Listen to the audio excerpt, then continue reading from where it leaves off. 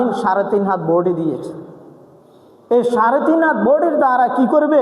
এগুলাকে আপনার আমার নিকটে 3.5 হাত বডি দিয়ে তার মধ্যে একটা রূহ দিয়ে এরপরে এগুলাকে আপনার নিকটে আমানত দিছে।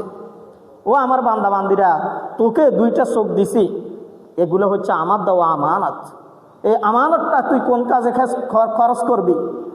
এই চোখ দ্বারা তুই কোরআন দেখবি, ভালো ভালো জিনিস দেখবি, মহান রব্বুল আলামিনের কুদরতগুলো দেখার পরে মহান রব্বুল আলামিনকে চিনবি যে আল্লাহ তাআলার যদি কুদরতগুলা সৃষ্টিগুলো এত সুন্দর হতে পারে, সমুদ্রের এই যে এই ঢেউগুলা কোত্থেকে আসে, এই বাতাসটা কোত্থেকে আসতেছে, এই গাছগুলা কোত্থেকে আসতেছে, এই গাছগুলা কোত্থেকে তৈরি হইতেছে, মাটির কি কোনো শক্তি আছে এই গাছকে এভাবে উৎপন্ন করা? কখনো শক্তি নাই। এত বড় বড় সাগরের মধ্যে মাছ, বিশাল বিশাল মাছ, এগুলা কোত্থেকে তৈরি হইতেছে? এগুলার দিকে 2 চোখ দিয়ে দেখবি, দেখার পরে এরপরে মহান রব্বুল আলামিনের কুদরতগুলা চিনার দ্বারায় আমি রবকে চিনবি।